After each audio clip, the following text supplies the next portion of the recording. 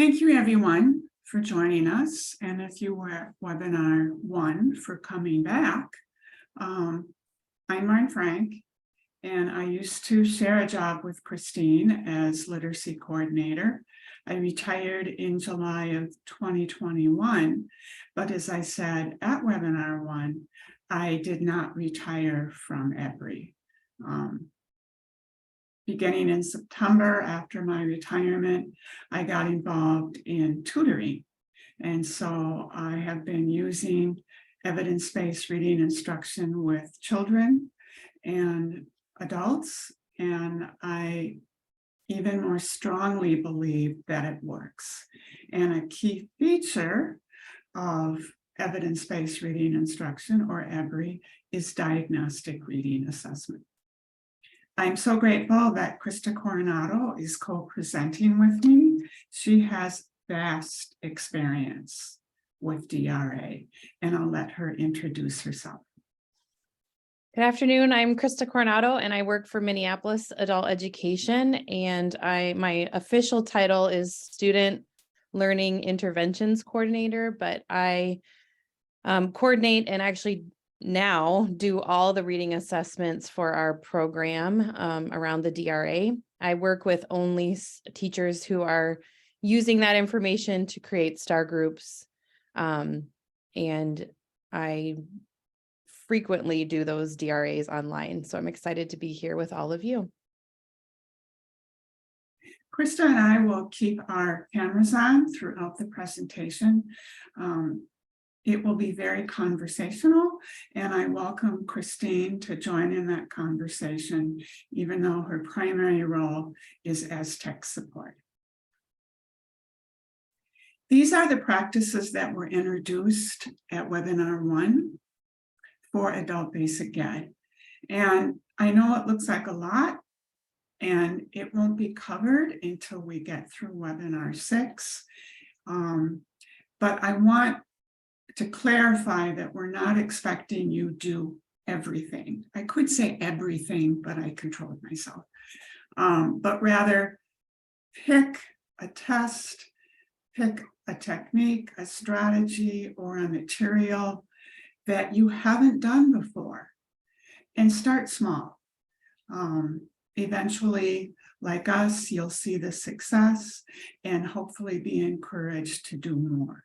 So you're certainly not expected to implement the entire EBRI package, but rather try new things along your way.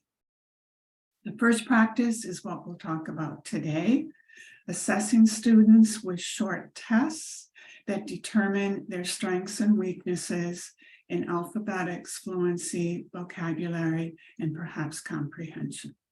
Then use that data to form groups, large groups of all students or small groups for some students, and plan lessons accordingly. And then use explicit instruction for all reading lessons. It has 4 steps: explanation, modeling, guided practice, and application. And we will model those in the next webinars that focus on the 4 reading components. And then pick evidence-based techniques, strategies, and materials that have been proven to be effective by experts and teachers. And then eventually organize reading routines that save you time and also benefit students. So again, 1 step at a time. The focus today will be on the processes and purposes for testing word reading, word recognition, phonics knowledge, and fluency skills. That's all we have time for. I will share the vocabulary assessment at webinar 4, and then the comprehension assessment at webinar 6. You don't have to go out and find any tests. Most of what we're sharing this afternoon are public domain and readily available either in the participant folder or the Atlas website. The only test tools that you can't get from Atlas or the folder are the Bader passages because they are copyrighted. However, Christine has gained permission to share those with EBRI teachers from Minnesota. Then at the end, we'll have time to share possible successes, challenges, and solutions. Quick reminder of what is coming ahead, the dates. A week from today is alphabetics. 2 weeks from then is vocabulary. And then we focus on fluency and comprehension in April and May. So all on Fridays, all at the same time. Christine, do you want to lead a quick check-in? Yes. So just a quick check-in. You know, it's been quite a week for a lot of us. Some people had snow days, some people had work days, but at home. So if you go to 2 ways, you can go to the chat on your Zoom toolbar and you'll see some icons there. You'll see a smiley face icon. If you click on that, you can get a menu of emojis. Your second choice is you can go to reactions on your toolbar. There's 3 dots in the same area that you would raise your hand, and you can choose an emoji from there. So please, how are you at the end of this snowy week? It also depend on where in the state you are.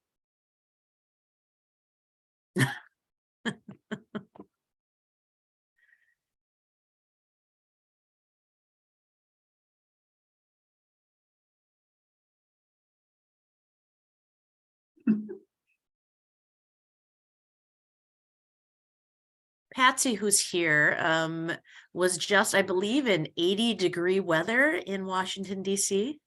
Yes, it was a little hard to come home. It hit 78 yesterday, but I'm glad to be here. Thank you, everyone. These are wonderful. Danielle, I hope that things are okay with you. And Christine is a cat today. Okay, that's totally fair. Thank you, everyone.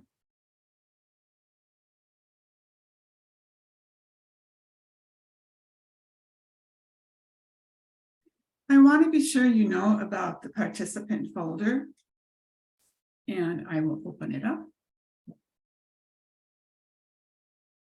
This is accessible to you. The link will be placed in the chat box if you didn't get it at meeting 1.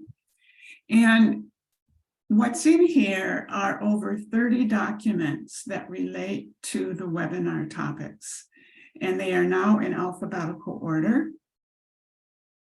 There's a lot for each component, and I'll mention them as we go through the webinars. Beginning with the S, these are the phonics tests that are ready for you to download and use. And then moving down to the W's, we've got the word meaning test, which happens to be the vocabulary test, and then the word reading test, which happens to be the word recognition test. The tests are in printable forms or in slides to be used virtually. So whatever one step you pick from today's webinar, the materials are available.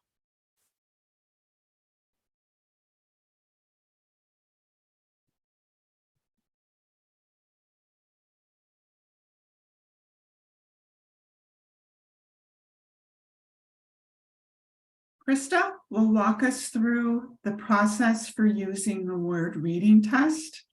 This was developed by reading experts many years ago, and it was specifically designed for testing adults. It has some unique features for a word recognition test, but those features make it very efficient. Krista? Yeah, so here are the steps that I usually go through for word reading tests, but just even to start with number 1, when you're looking at students' TABE or CASAS scores, starting at their grade level gets a little tricky sometimes depending on the student. So I always like to start at sometimes 2 levels below, just so that they feel comfortable. It's also nice, especially for the word reading test, if they can start with obviously the easiest words first, and it gives them a little confidence. Especially, I don't always know the student because I'm testing students in teachers' classes. So I always like to start with the first list and go from there, and just so they feel comfortable. So as you can see, the word reading test is broken up into 1 through 8, and it's combined. So each page has those grade levels combined. And I just let the student always know what I'm doing, that I'm going to give them a short reading test, and I will ask them to read the words out loud while I follow along. When I do it online, I also tell them not to read the titles because they're looking at the page. I have a lot of students who read the titles, and I just kind of let them, if they feel comfortable about that, I let them get enough practice in that day. So they're reading those word lists from the slides.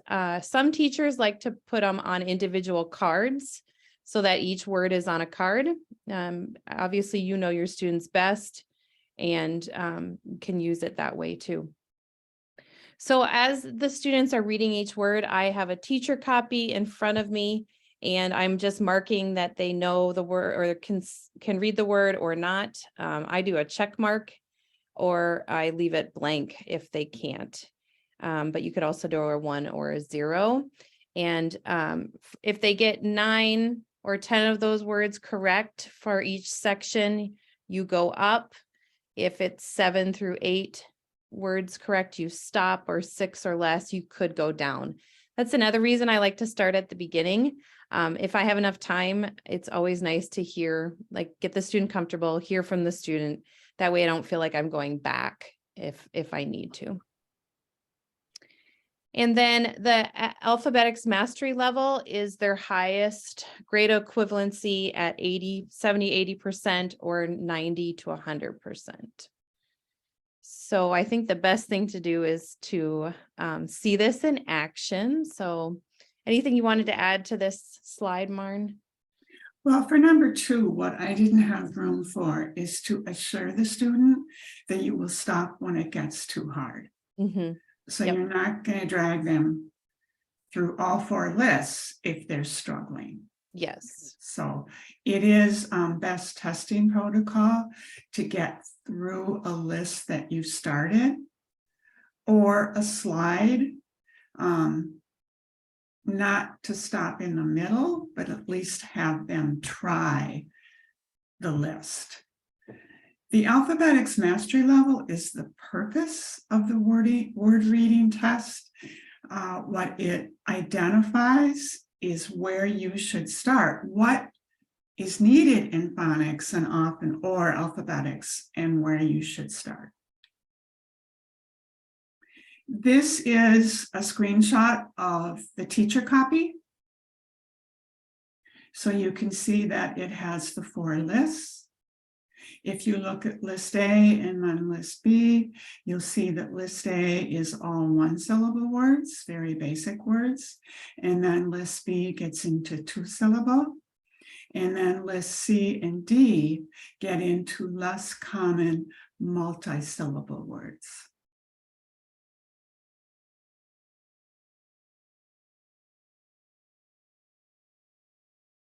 So this is what you gain from conducting the word reading test. Krista?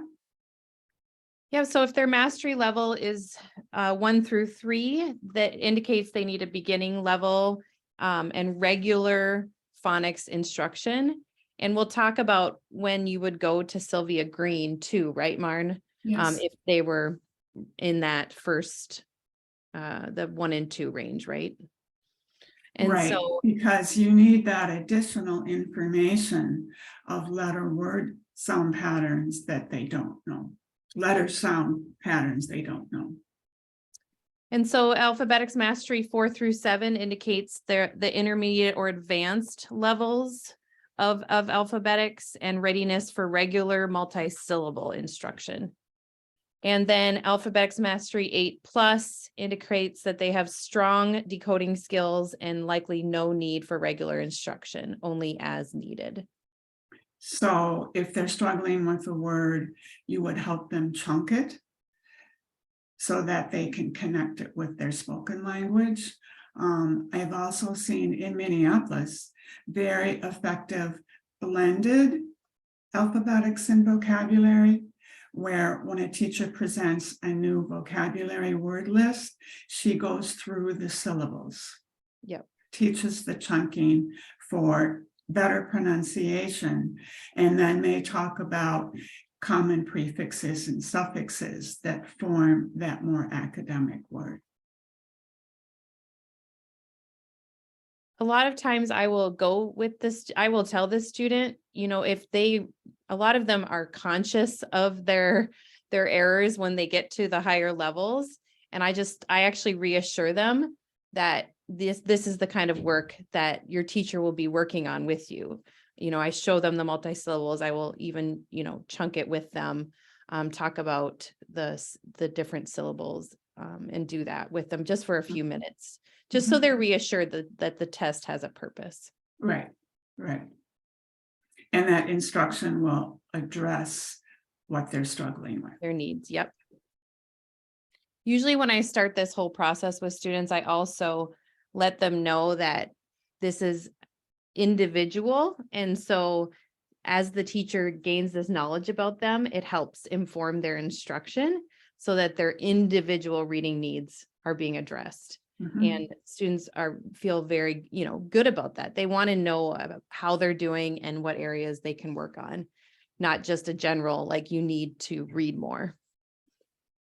And that doesn't mean they necessarily will receive individual instruction. Most, if not all, alphabetics groups are smaller groups. Yep. And so they'll be working with others on their common needs. Yes. This slide presents common pronunciation errors of English language learners. It was created by Patsy and Andrea Eckelberger. And I'm sure input from STAR teachers or reading teachers or ESL teachers. You are probably familiar with some of these errors, depending upon what student population you serve.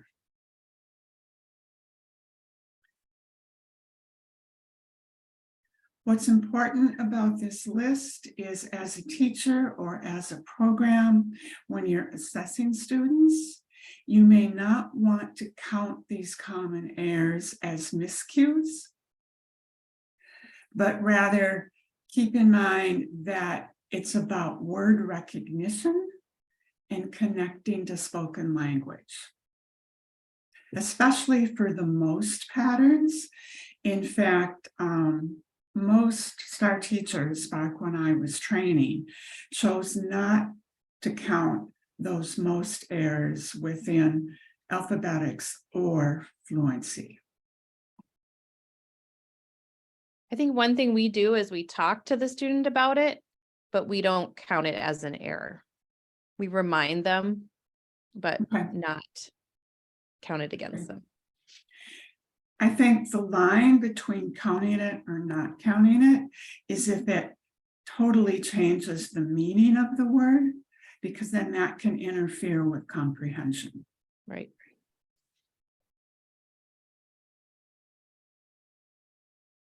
So here's an example, and this student did this assessment with me online. And so when we start the video, there's a pause. So if we can jump to about 12 seconds, that would be great. As I was trying to probably hit all the right buttons when I did it with her and was recording. But this is Nasra. She is in our ELL 5, which was in our ELL 5 class, our intermediate ELL student, Somali speaker. And this was actually a retest, which is something that Minneapolis has done with EBRI STAR trained teachers upon request. as they implement strategies and routines and work on these skills with students, we like to offer a retest, just like they would in K-5. The DRA is given frequently. So we wanted to offer that for students to see their growth, but also for teachers to be reassured that building in these routines and processes is really helpful. And so this is actually a retest for her. Like I said, I like to start on list A. She was on, I believe she went from a level 4 previous, even though she was starting at a level 4, I went to list A, just so that we could get her confidence up for this particular test. And a clarification, there's no expectation for retesting within EBRI. That was a programmatic choice. Yes.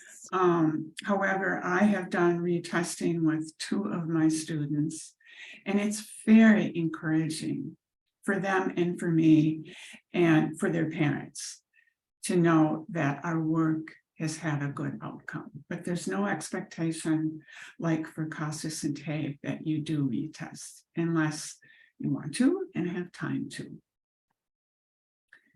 And because Krista tested from a slide, you will see all the words. So you don't need to open up a teacher copy because you will see the words.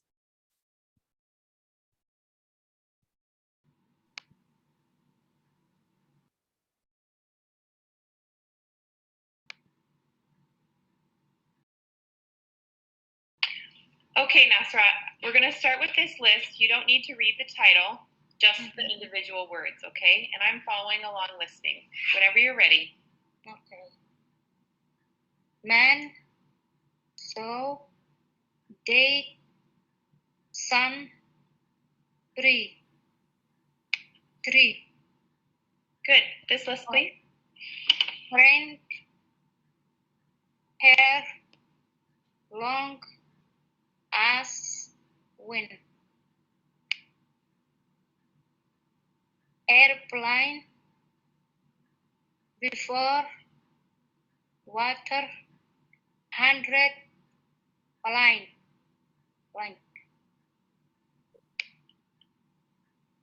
Bank. Good. Yeah.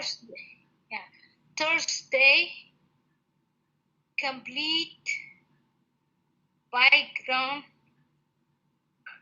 package, record, scientist.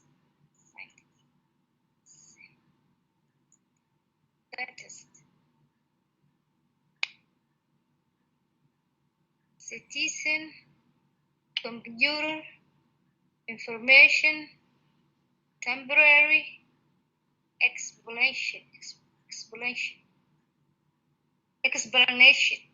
Good.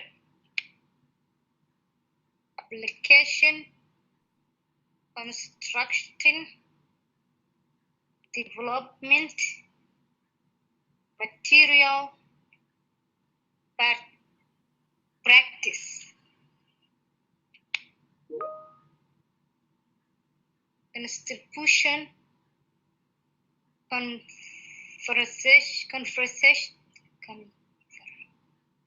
conversation, individual,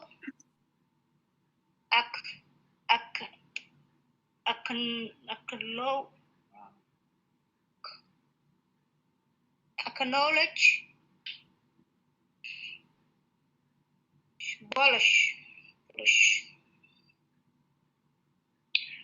pollution. Good.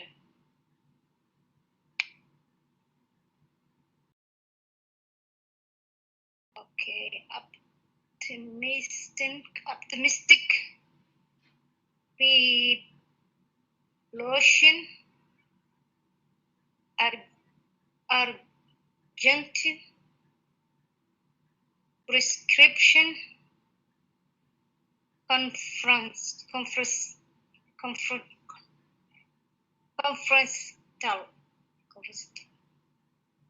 confidential.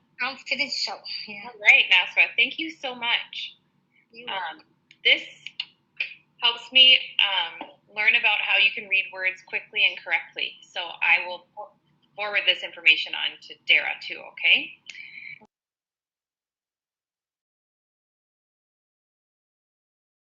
All right, so like I said, this was actually a retest, and previous to this, she had gotten to list B, but definitely had many errors on list B.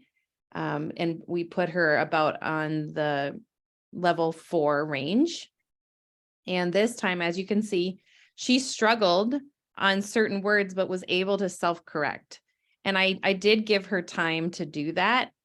Some of it might felt like a longer time than I normally would give, but even when I flipped the page, she was able to go back and realize what the word was and say it correctly. Any questions, I guess, here at this point? Should we, oh, here it's. I see quite a few in the chat. So is it okay to let them sound it out and correct themselves? I want them to say it automatically, right? Like read it and say it, but there's times where I know that she's trying to figure it out. And so I want to give her that time too, also because she was given instruction, on these sounds and chunking and all of that. So I wanted to give her time, but I think the recommendation, Marn, is like right away, right? Like not. What the test directions say is they should be able to get the right word within 2 to 5 seconds. So if they self-correct within those 2 to 5 seconds, it's counted as correct. Yeah. So, I mean, you're measuring their decoding skills, and they have to be able to do it pretty quickly in order to hang on to it and move to the next words in the sentence. So if they have to stop and struggle, that's going to interfere with both their vocabulary, fluency, and comprehension. Mm-hmm. Yeah, and normally when I do all 3 tests, we don't do the vocabulary anymore, which Marn will get to later at different webinars, but you're going to see some of this come out with their fluency and comprehension. And I refer back to that with them, like when you get stuck on a word and you don't know what to do, we lose comprehension and we lose our pacing and all of that. And so I think it's a good conversation to have with them about the needs of decoding skills. And Paulina, I hope we answered your question. Something to add to that is, remember, the purpose of the word reading test is to determine whether they need phonics or are ready for multisyllable, or will just need alphabetics incidentally.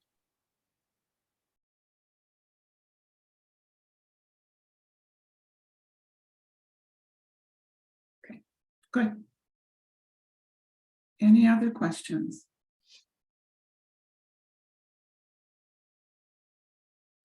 And we welcome questions at any point, so we'll be sure and stop when they collect and address all of them.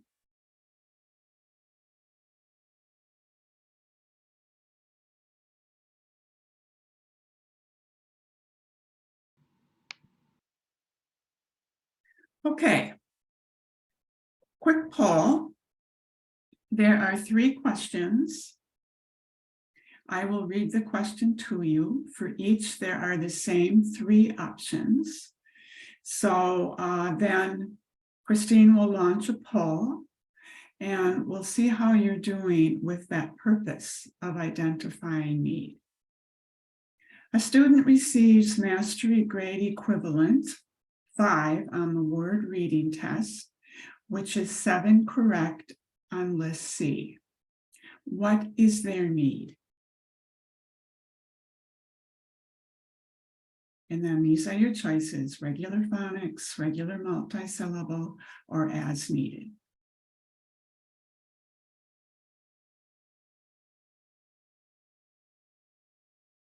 Okay, you should all see the poll on your screen.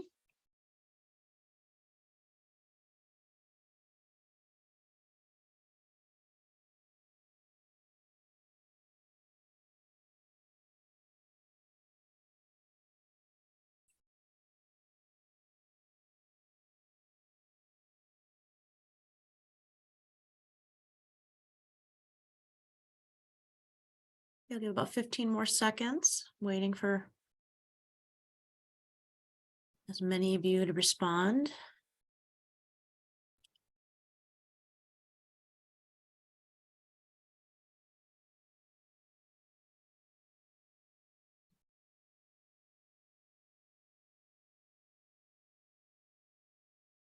For this student, the correct answer would be regular multi-syllable instruction. I mean, she's only at a grade equivalent 5, which puts her into that 4 to 8 range. And a 5th grade word recognition level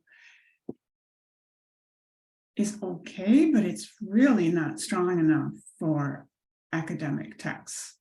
So I think it would be very beneficial to provide the chunking instruction that's so crucial for longer, bigger words. Okay, the second one is about a student who receives mastery grade equivalent 2 on the word reading test, with 8 correct on list A, the first list of basic words. So same choices.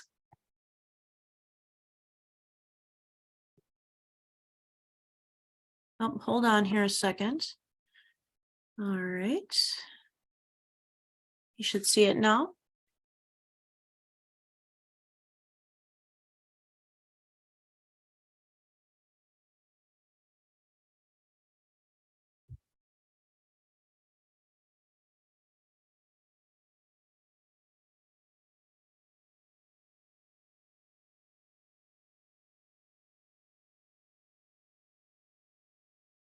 Time for a few more, are you?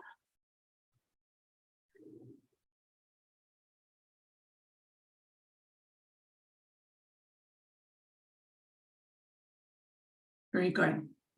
There's definitely a phonics need here. With 2nd grade word recognition skills, the student definitely needs intervention. And not only with letter sound patterns, but sight words also. In question 3, the student receives mastery grade equivalent 8 plus with 9 out of 10 correct on the last list. So what is that student's need?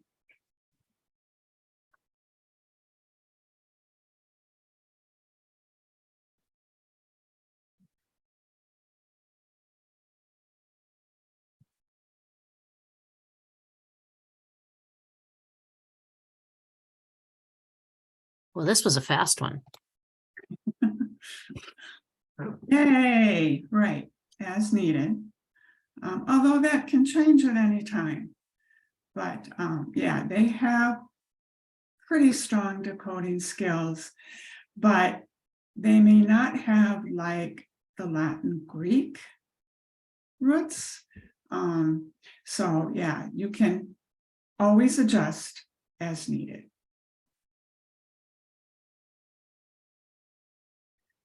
Marn, you do have a question, Marn or Krista, that just came from Carolyn in the chat. Yeah, it was a couple of slides ago, Carolyn. She just said that she was guessing if there was a cheat sheet. So do we want to flip back there quick, Marn, just to talk about the different levels and the needs? Well, She's got it now. yeah, the cheat sheet would have been that slide Yes. about what indicates what grade equivalents indicate beginning, intermediate, advanced, and as needed. And this will be talked thoroughly about in next seminar too, with the alphabetics. Right. Right, what alphabetics looks like across levels. Yes, And just so everybody knows, Nasra scored a 6. And so she was in need of regular multi-syllable instruction, which at the level she was in our classes, the way we form our classes, those are the things that she would be working on. and again, your instruction doesn't have to be every day for each component. You figure out a routine that works for you and works for students. Well, let's move on to the phonics test, which is officially named Sylvia Green's Informal Word Analysis Inventory. And I believe this too was created for adults. There are 2 levels, level 1, level 2. Level 1 is very basic letter sound patterns, and level 2 advances into vowel teams, silent letters, vowels R and L, and irregulars. You pretty much use the same script as for the word reading test, telling them I'm going to give you a short test. You will read words aloud while I listen carefully. I will stop when it gets too hard. The original version of Sylvia Green was 2 pages of about 30-40 words on each page. They were in columns, but just the look of it was very overwhelming for students and for some teachers. So I modified it, because it's public domain, into being 6 lists. So list 1 has patterns that have something in common, like all short vowels. List 2 has patterns in common, like consonant digraphs. So it's a little easier on the eyes and for the student. So instead of having all of those words on one page, there's only 11 to 15. The slides present the words 3 to 5 at a time, or 1 at a time. So you can choose from the slides. And Krista, you said you don't do any paper testing. If the student is with you, you also use the slides, right? Yeah, when I started using the slides, because we were only online, I have just really liked them.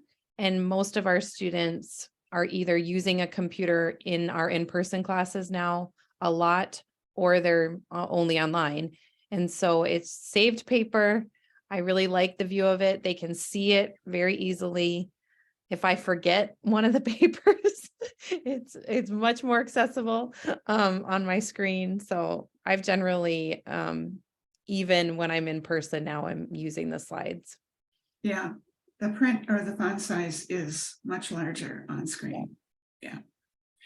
I want to stress that all of the Sylvia Green words are real. You may not be familiar with them. I was not. They're not common, but they are all real. Again, you follow along on the teacher copy. I'll show you that in a moment. I use 1 and 0 because it's clear what was right and what was wrong. And then I can quickly count up the ones, because how many correct judges whether you move forward, stop, or backward. And then what you're getting from this test are the letter sound pattern errors, which will guide your instruction. And again, it won't have to be individualized. You can group students and focus on their common error patterns. And a little review of what they already know reinforces. And I don't think anyone's complained about that, because it is more fun to learn phonics in a group than on your own. So this is the modified student copy. And you can see the grouping. And a clear picture of how level 1 is different than level 2. And then you can also see how it gets into the suffix ed.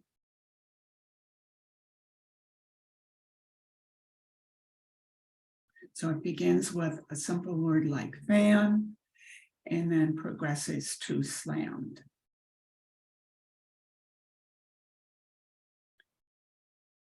If you are working with students in person, another option is to present the Sylvia Green as a group spelling test.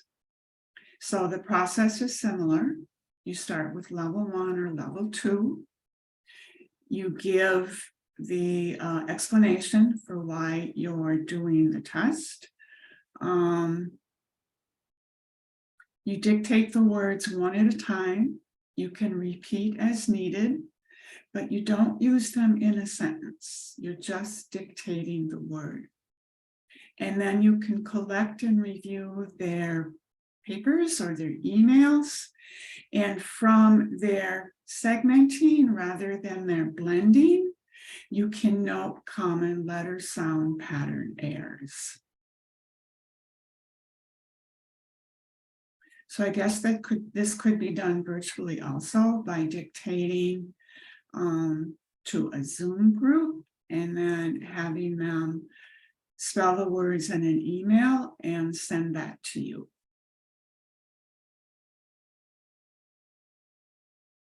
So this is what a slide looks like, which you saw from Nazareth's testing. Clearly, this is just short A, moving into short U, short O, short E, then the blends.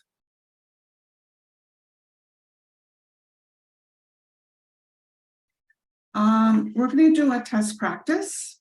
I am going to pretend to be a struggling reader, which won't be that authentic because once you're a reader, it's hard to pretend you're not, but I will do my best. So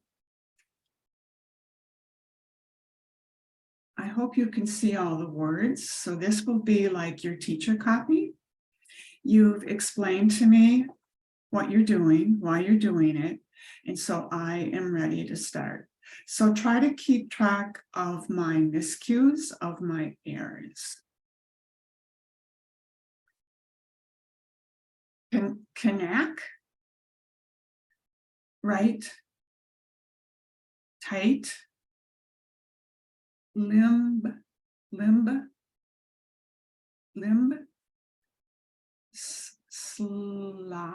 slide, like fly, tie, hark, port, verb, firm, curl, pale,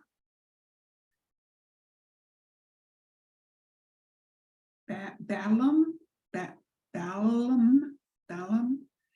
and milled.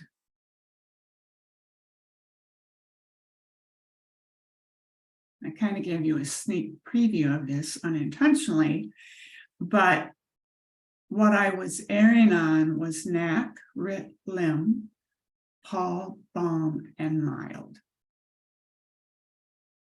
So even though I made 6 errors on this list, I was advanced to list 6.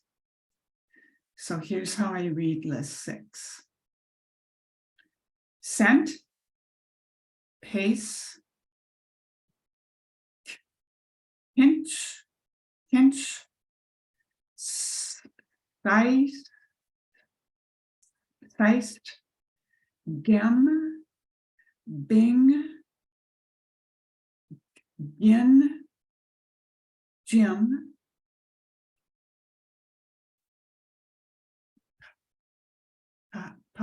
pahaze, tough, deef,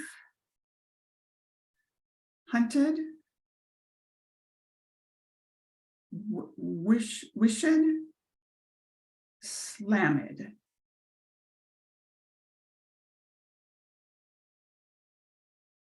So these are the errors that I made on list 6.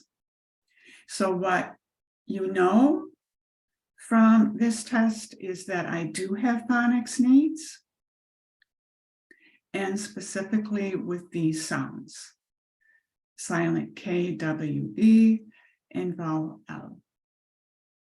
The soft sounds for C and G, the unusual or irregular PH for F, the short E for ED or EA, and then the ED ending. That sometimes it's not a separate syllable and sometimes it is.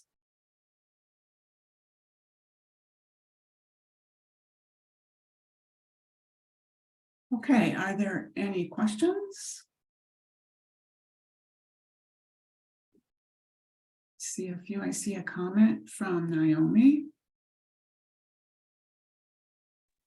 Yeah, well, it's just that I started writing that when you said that, you know, an option was to use that as a spelling test. And I just thought quite a few of those words, tight was one of them.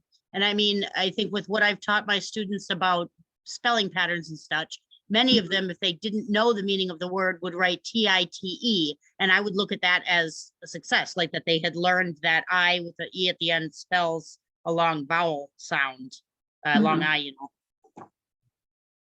Yeah, and what you're looking for with this test are the patterns that are unknown. And I mean, again, I'm not a struggling reader, so this may not be authentic, but my purpose was to show you what sort of valuable information you can take away from either the reading or the spelling test as to what patterns are not solid.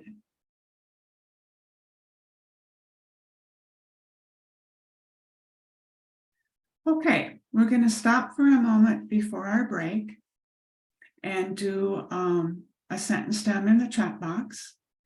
So just pick one of these. They're similar to what we did at webinar 1. Something resonating with me is, something puzzling me is. So please put one answer in the chat box.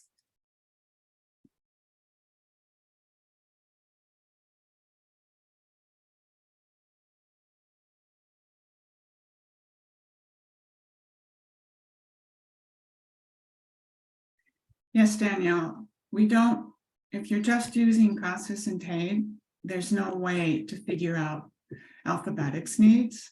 So yeah, I totally agree that some sort of alphabetics testing should be done with most students so that that very interrelated skill or weakness, if it's present, can be addressed.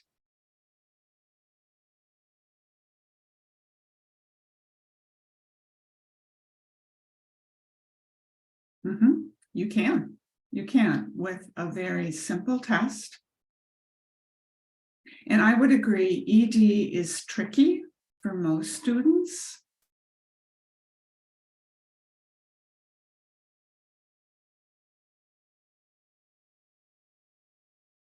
In one of the series, I'm blanking on the name, there are a whole set of lessons on ED.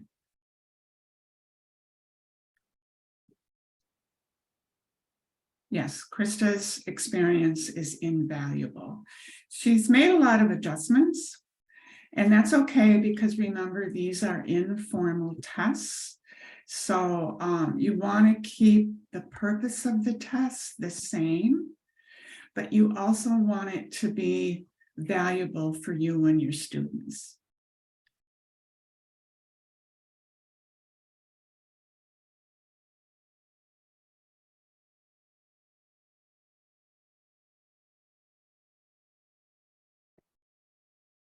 Marn, do you want to address Michelle's comment?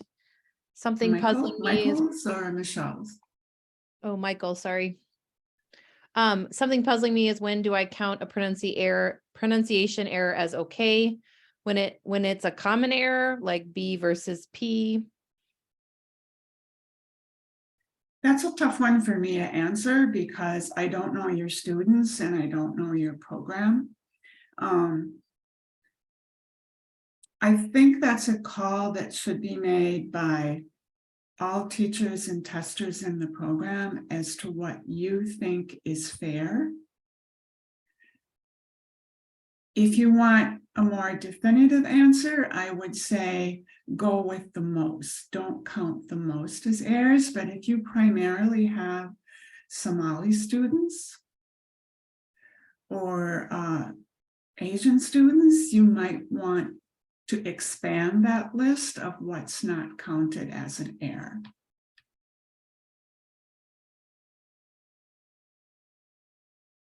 If that's not helpful, put another question in the chat. Yes, I agree that it should be part of intake if possible. I have trained many support staff and many volunteers in conducting these tests. I think we mentioned that at webinar 1. So if teachers don't have the time, you could enlist other people. Well, these are very, very positive.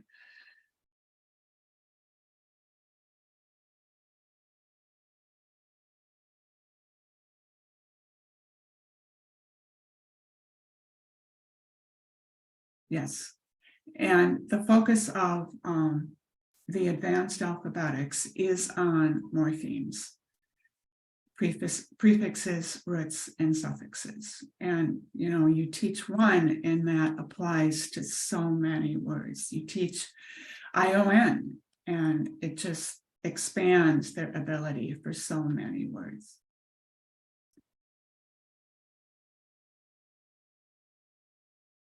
Okay, well, thank you so much.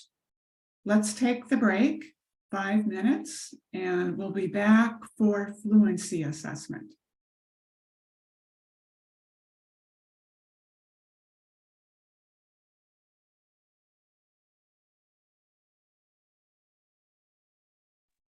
You want to pause the recording?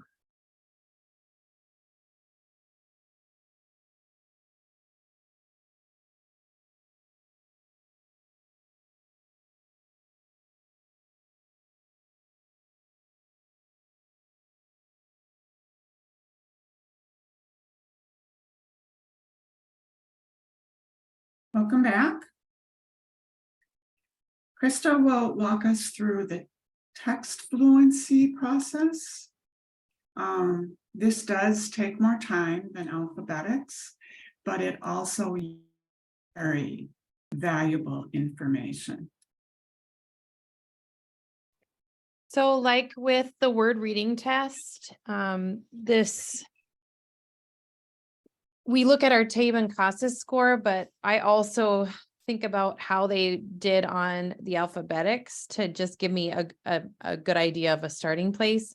I don't want to start too high. Even one below sometimes can be too high, depending on the TABE or CASAS score.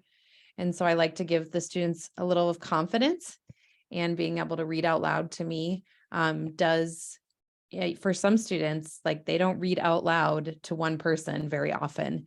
And so I usually start most of the time 1 or sometimes even 2 below to give them a little bit of confidence. And so I let them know what we're doing and that they'll be reading paragraphs out loud to me, and I'm going to listen, and I will be following along on another form, and I will stop them when the passages get too hard. When I'm doing the assessment online, I also let them know that I will be flipping the page for them, because almost every paragraph, almost every text is about 2 slides. So I let them know that also. This test is called the fluency assessment, correct? Mhm. In the participant folder. So I have the students read the title, and I usually give them a little starter saying this text will be about, so that they kind of know what they're getting into as they read. And then I think we used to call them motivating statements, Marn. Yeah, the motivating statements are part of the Bader. Yep. And so it's at the top of the teacher copy, the motivating statement. Yeah, and I don't think they're on the slides themselves. No, And so they're I not. usually just, come up with some kind of statement so the student knows. And then I follow along as the student reads each paragraph. Like I said, I have a teacher copy for myself, even though they're reading from my screen. It just helps me focus, and I can be marking errors or other things that I might want to let the student know after they're finished each paragraph. So marking misread words or errors, and then not all paragraphs need to be read. So unlike the word lists, you can stop them, especially if you're doing it online. If it's just way too hard after the first 2 paragraphs or even first paragraph, you can have them stop. And like I said, I like to start lower so I don't have to go down. And then, move on to the next section if needed. Mhm, mhm. Yeah, you may be able to get what you need from just the first paragraph, whether it's fluent or not fluent. And that helps keep the test within a more manageable time frame if you don't require them to read all the paragraphs. Plus, you're not checking for comprehension. So they don't need to read all of the paragraphs. You're not asking them questions. And I would say here is where pronunciation can come into play, especially like with ED endings. I basically ignore those for the purposes of fluency, because if they're saying the verb correctly and it's just the ending sound, I know we're going to be working on that. I've already probably identified that from other things. And so those are things that I don't count as errors for their fluency. It's not getting in the way of the meaning of the word and also getting the word off the page. And so there's the way that we have always been trained to do this is to look at the 3, 2, and 1 score. So if I score them a 3, I would be moving on to the next section. They're reading smoothly with appropriate pauses. And they have a few word errors, so not perfect, and repetitions. So it's something that is easily listened to. It's not too slow. It's not too fast. They're not trying to skip over anything. And like I said, there can be errors, but overall it would be a good rating. So I want to hear more from the student at a more advanced level. And few, if you're talking about the entire passage, it's only between like 0 and 5. Yep. And so if they're only reading part of the passage, it's fewer than 0 to 5. Yeah, and as you do this more too, you're using the same type of text. And if a student, for example, can't read the word rescue, which is one of a very important word in one of the texts, and they keep going through that, I do count that as an error more than once, in the sense of like, they're not going to comprehend this passage at all. So I do end up marking that against them, as they can never pronounce or not pronounce it. They can never read the word correctly. So a score of 2 is fair. They read unevenly with some awkward pausing and some word errors or repetitions. You can see them start to, as the passage gets harder. I find like I can even point it out to students after the fact, like when you got to some of these unknown words, I heard you go slower, and it was getting harder for you. Would you agree? And most of them will say yes. Yes, teacher, it was hard. Yeah, exactly, Tamara. So if a student says, how do I do? I usually try to give them a compliment and then talk about where they're going to need some instruction. And I always emphasize, like, fluency is something that you can and get to work on forever. Like you're going to always encounter texts that are going to be harder. You're going to encounter words that you're going to have to decode, even as a native English speaker. So I try to give them some important strengths and encouragement, and then also let them know that we're doing this to find out their instructional level, so that we can give them texts where they can build their fluency muscles, so that their ultimate goal of comprehending at higher and higher levels of reading is going to happen. I never say, oh, like I don't give too many weaknesses, I guess. Kind of do it in general terms. And then poor, when it gets to the 1 range, I would say it's hard sometimes. You have a student at a 3, and then very quickly they can drop to a 2-1 range.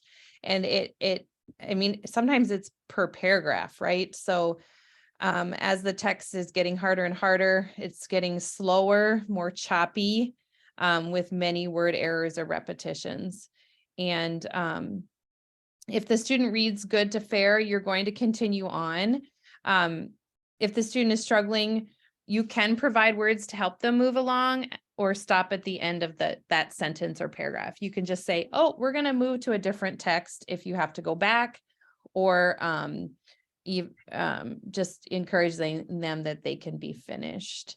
I have a lot of students who will like question what they've read and ask, and then after I've let them try to decode it, I will give them the words. But I want them to know that we're here to provide good instruction, and that even in this test, though it's informal, we want to give them good feedback from it.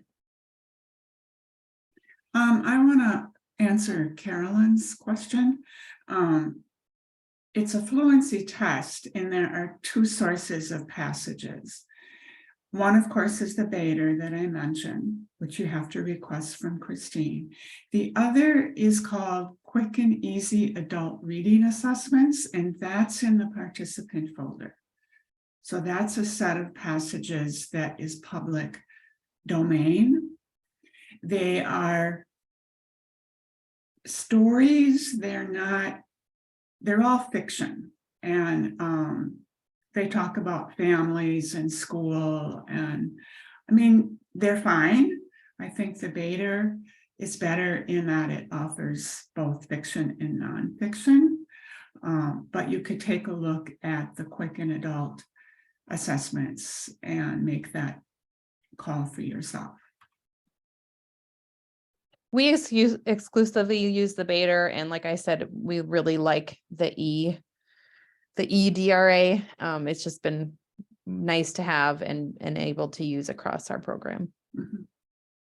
And you can even purchase the Bader if you want. I think it's like $75. It's a complete set array of reading assessments, reading and language assessments.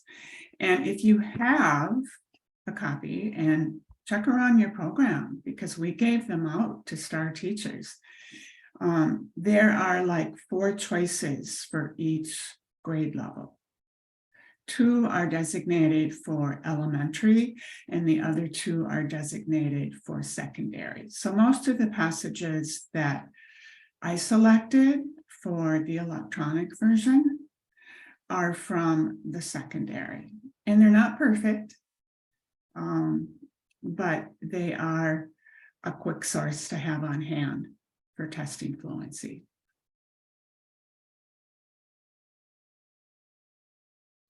So here's what you get from the Bader. So this is the purpose, what you want to walk away with using either the Bader or the other assessments.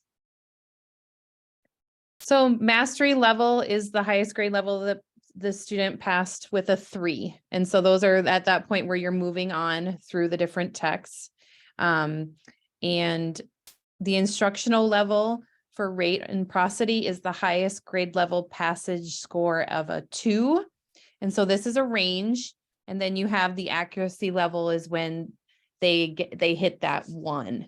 In our program, a lot of times when I'm testing, because it's consistency of the tester, when we hit that two mark, many times our students are the accuracy is gone along with the rate and prosody. So we stick to that score of a 2 and as their instructional level within how we set up groups in our classes, in particular, just because the amount of times and the testing I've done also along with the 2 teachers that I work exclusively with at this point. Fluency instructional range is a combination of rate and prosody and accuracy. And it, like I said, it guides the grouping and selecting levels of text. Oh, Christine has a question or a comment. Let's hear it. I have a comment, and though, and I was busy responding to someone in the chat about something in the participant folder, so I may have missed this. I do not have as much experience as Krista does, but when I was doing STAR, I did a lot of assessments. And one of the things I think we were very concerned about early on was how accurate we were. Like, is it a 1? Is it a 2? Is it a 3? What if we give them a 2 and it was actually a 1? And what if we counted a word and actually it was not, we didn't need to count that word. And I think that's really normal for us as teachers. We want to do the best, most accurate job. But it really boils down to, really seeing as you actually start doing this testing, does the student have a fluency need? And if you happen to come in, a little bit low and start instructing the student on something and they're actually higher, we do what we always do in the classroom. We make those adjustments based on the data we see directly happening in front of us with the students. So once you actually start doing it, it's like, oh, okay, but it might feel a little bit like I want to make sure I'm very, completely accurate. But it's one of those things when you do it in person, you're like, oh yeah, whether it's a 2 or a 1, I definitely hear there's some need here. So yeah, thank you, Christine. I guess a simple way to look at this is the diagnostic reading assessments determine need and where you start. Yeah. And where you start might change over time. But those 2 things, need for a reading component besides comprehension, and where do I start? And you start where there's a struggle.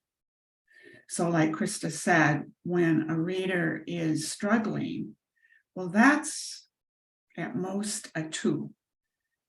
And then the accuracy would be 1 level up. So if they're struggling at 5, a level 5 passage, that range is 5 to 6. Because you want the passages to be slightly challenging or the word list, pattern list to be slightly challenging so growth can happen. This is a sample of a Bader passage called Google It at level 4. And like Krista said, most, if not all of the passages are 2 slides. The shorter ones may just be 1 slide. So this is what it looks like. This is a fiction story with quotations.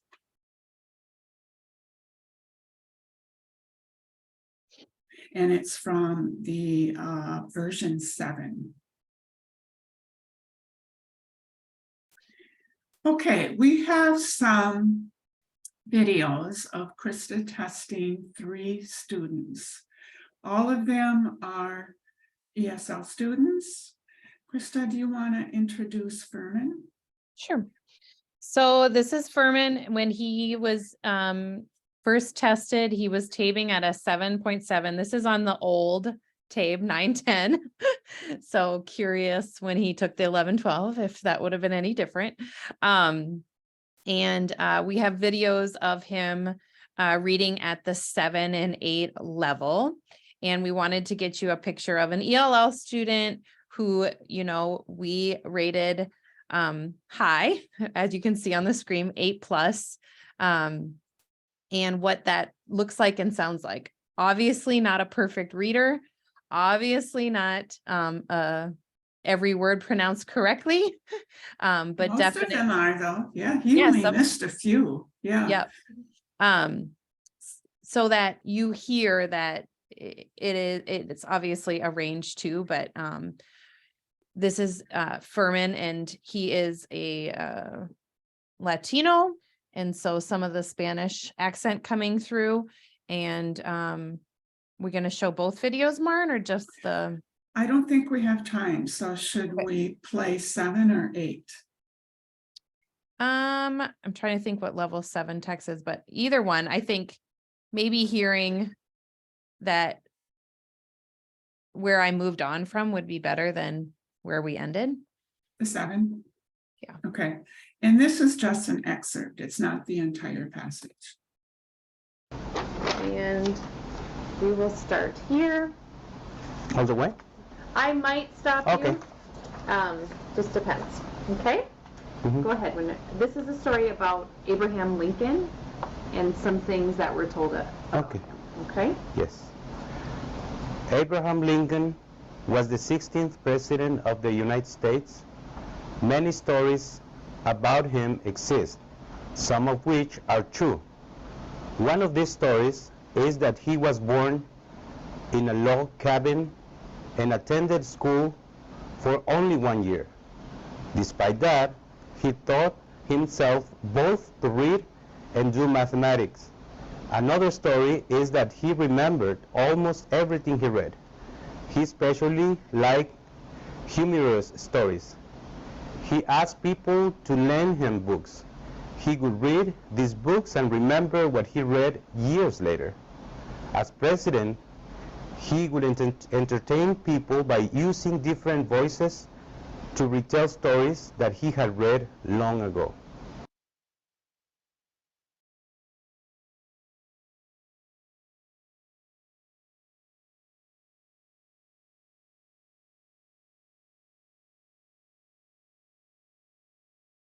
So Furman goes on to read the level 8 passage, but he read it just like you heard him reading this passage very well. And we have an instructional range of 8 and 9. So he's ready for higher level texts.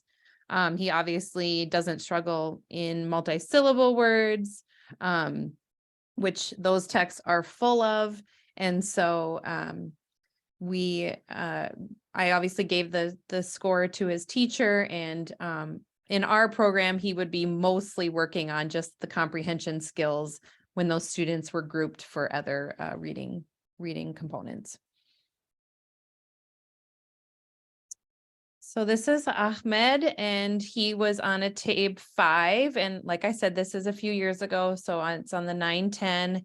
And at a level 4 text, he read accurately and smoothly. And so we jumped right into a level 5. And I think we only have time for one video. So should we read the level 5 or watch the level 5 or the level 6? Maybe go to level 6 because we can see where like why we stopped him. Right. So there was some struggle at level 5. Yes. But he got through it and he was fairly accurate. And then greater struggle with level 6. Yes. The next one, we're going to learn why some people should have to pay for their own rescue. Okay. Anyone is danger should be risked. Some risks, however, can be very expensive. Rescues involving boats, helicopters, or airplanes could cost thousands of dollars. Who should pay for these costs?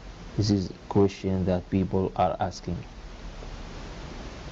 Some say if people have internationally put themselves endanger by beginning negligent. They should buy part or all of these costs.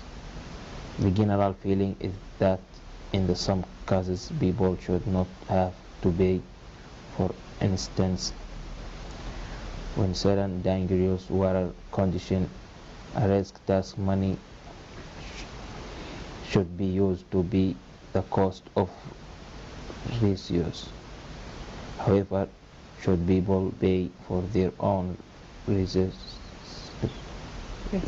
rescue when they ignore law or posted signs? For instance, warning signs have been posted in national park telling hikers that they could be responsible for misuse cost if they leave the marked trail.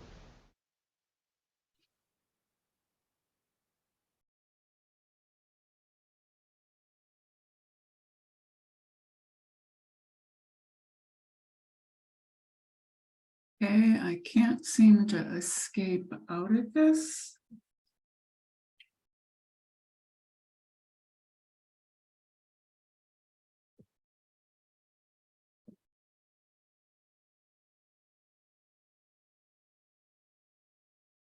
Marn, do you want me to jump? Yeah, I can't seem to escape out of it. Oh, there we go. Excellent.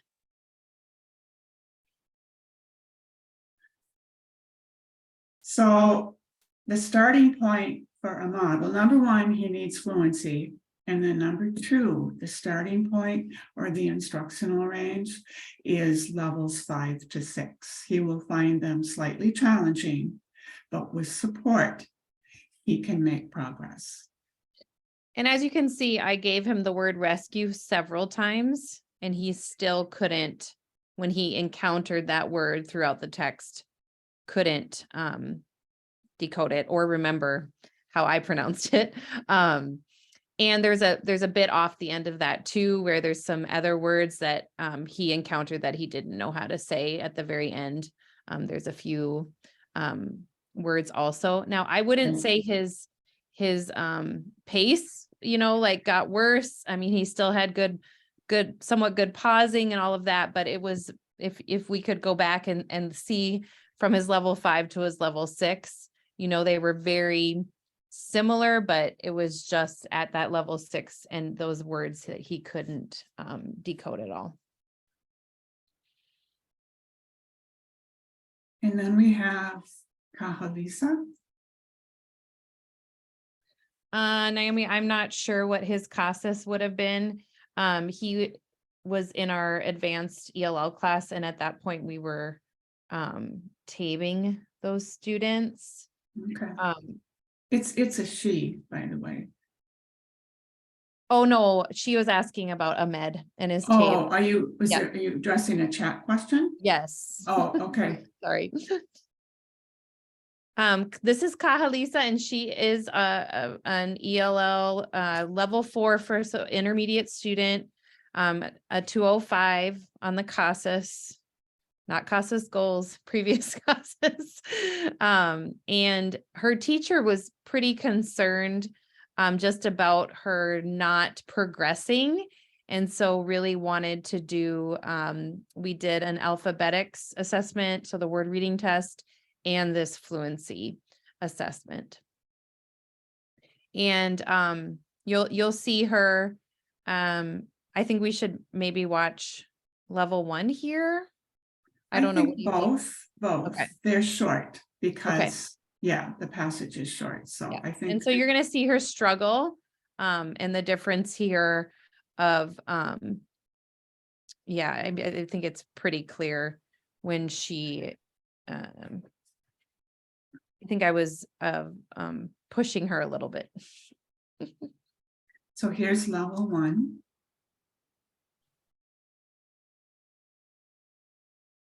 The next part is paragraph reading, okay? Okay. So I will be listening to you read out loud.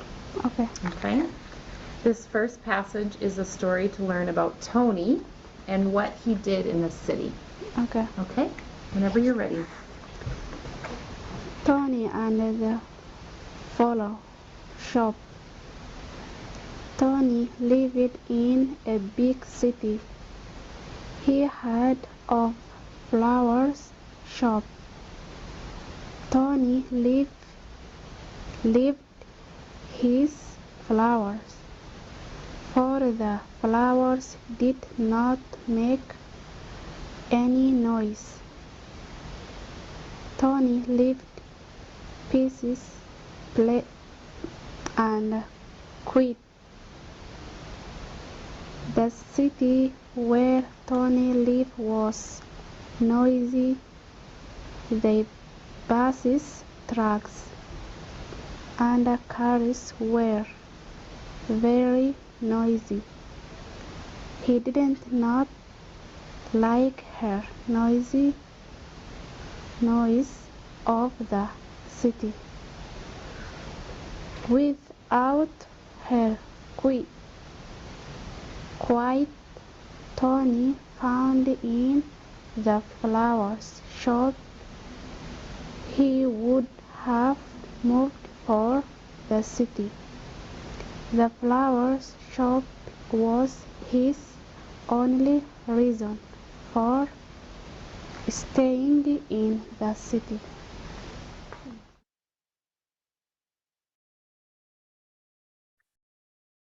Actually, I think we don't have time for level 2, but she has a greater struggle with level 2, and level 3 was presented, but I think the teacher stopped because it was so difficult and very labored. Is that correct? Yes. So I think yes, sometimes, like Christine was saying, you second guess yourself. So sometimes you move on and then you're like, oh no, we should really stop here. yeah. So she needs fluency, and the starting point would be materials at levels 1 to 2.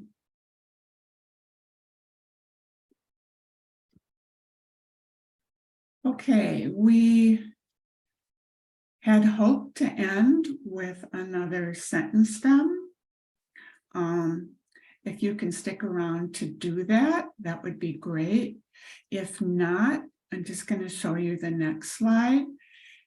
If you want more video audio examples, you can contact Krista. There's also an online course through Literacy Minnesota that gives you more audio practice with assessing students. And that course can be completed for CEUs. Christine Kelly is the facilitator. So if you can stick around, we'd love to hear what a possible success or challenge is in the chat box. I just want to address Jennifer's question. I would say low intermediate, Jennifer, with that CASAS level of 205.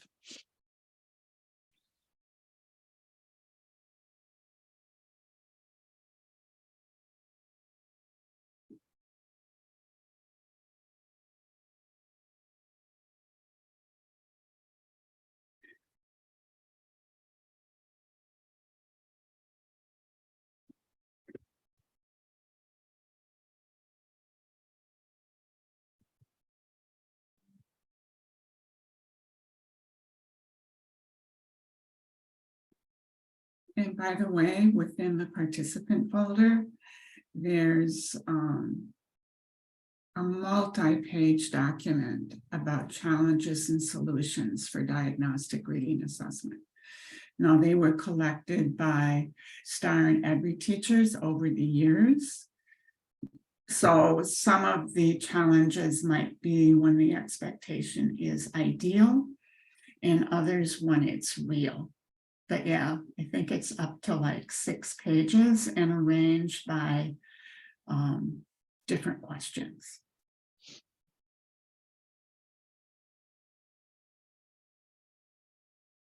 Yes, individual testing takes more time, takes more space, takes more staff. I would say if you have to pick between alphabetics or fluency, test the alphabetics. That would be my opinion, because that can guide need for both and starting point for both alphabetics, and you can take that into fluency because those are the print skills, and so they work together.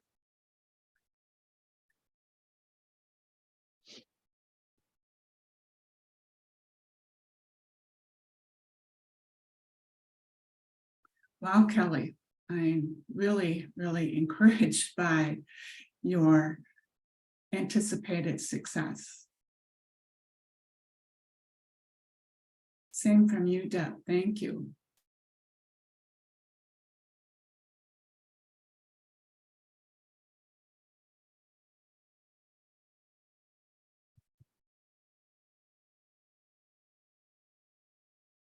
Thank you, Michael, too, for your willingness to work on those needs and starting points. And Kelly, I'm glad to see that you're willing to start something.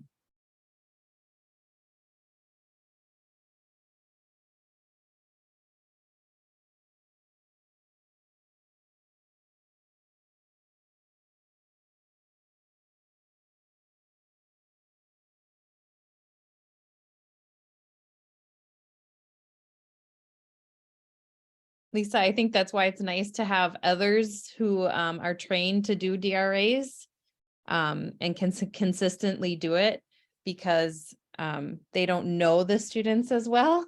And so it's like a fresh pair of eyes on the skills. Mhm. Mhm. But also I do think teachers love to have that time with students to get to know them in a different way. And remember that fluency is not just about word errors, but it's also about the phrasing, the chunking, and expression. Expression is the last dimension of fluency to develop. But yeah, it's 3 parts, 3 dimensions: accuracy and prosody. Prosody being both the phrasing, the chunking, and the expression.